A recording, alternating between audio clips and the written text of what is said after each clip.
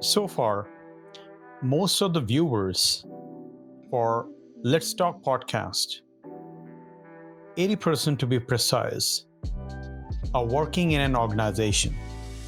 That is, they are employees of some sort. And rest of them are self-employed founders of different companies. Now, why am I telling you that? Because this particular video is for those 80% of the people who are either thinking of working or already achieved making a difference in their respective organization, who we call entrepreneurs. No, we call it intrapreneurs. Now, if you're looking to be that intrapreneur who wants to cultivate ideas, make a difference, promote people and skills, and try to be innovative within the organization, then this video is for you. Today, I'm telling you my story of entrepreneurship. The story is of one little step to reach out to a person. The story is about power to make it a difference. The story is about the power of human aspirations and movement. The story is about the power of small moments where you flip the switch from procrastination to action.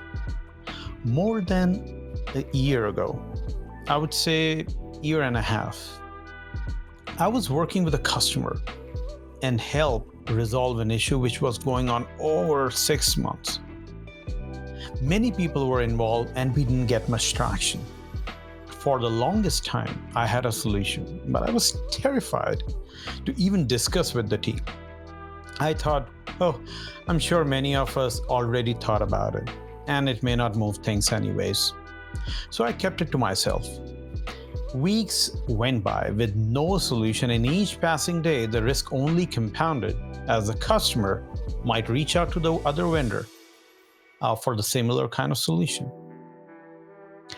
I had a regular bi-weekly call with my customer, and one thing leads to another, and I suggested the solution. A week later, a solution was not only accepted, but the customer also started to work on the implementation of that product. Now, if you're curious, what kind of solution was it? It was as simple as this.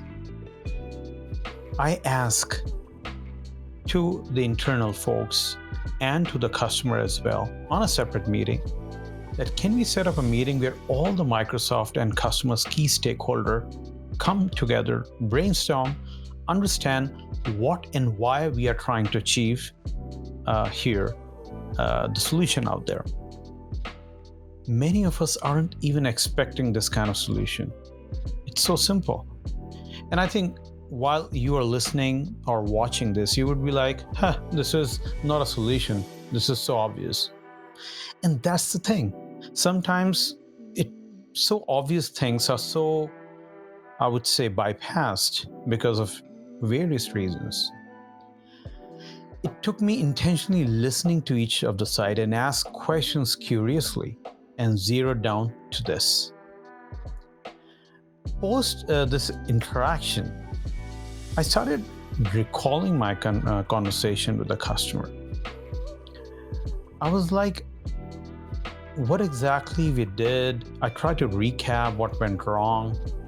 And then in my self-reflection time, I found that there are numerous instances where we have these kind of issues where one team is not talking to another, or they are not communicating well, or they are not sharing notes. And as from the Microsoft perspective, we have a mission statement to empower each and every individual on the planet to achieve more. Are we really living that through our deeds, to our actions, while reaching out to the customers? Post this interaction, I started recalling this conversation, And I started having this belief system that we have to do something about it. Most of my customers has expressed their desire to have certain engineers to work in a certain way. And that need was still unmet. And I was like, why we aren't doing something about it? I created a plan, but just before my one-on-one with my manager, I got a cold feet. I was like, no, I cannot do it because it's too much at stake. And the thing which I was planning to propose to my manager, I was terrified that what happens if something goes wrong. And I didn't talk to my manager. It just went like a month or so. Finally, I was like, I read so much books out there around trying to take a first step. And this is a chance for me to do that. So yeah, I said, okay, let's do it. In my call with my manager, I told her that this is my vision. And if you give me autonomy to run a section of this project, it was already running worldwide. However, there was still something which was not going as per my expectations and as per what I got the feedback from the customer. I was like, if you give me a chance, let me take the section of this project and run it in my way. At the same time, and I said these particular, I would say, sentence to my manager that if this doesn't work, I will take a full accountability of it. And these are the exactly words I was so terrified to tell to my manager, because if you're taking an accountability, it's a big responsibility on your shoulder. And mind you, this wasn't a novel idea. This was already a project in place. However, it was lacking clarity. Great minds did their best to bring it to a level. However, I see that we still have a scope for improvement, and we haven't tapped this particular project into its full potential yet. I was trying to bring a fresh perspective and have whole plans. I would say I have plans to revamp it from the scratch. As I mentioned, I took the whole accountability of a success or failure and try to put my best foot forward if she can provide me the part of the project to run autonomously. And there you go. My manager was gracious enough to agree to that part. And she said, Saurabh, please run the project.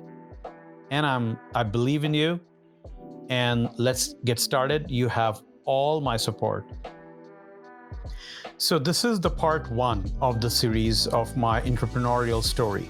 In part 2, we will dig deeper of what are certain steps I took to pursue this project to its fruition.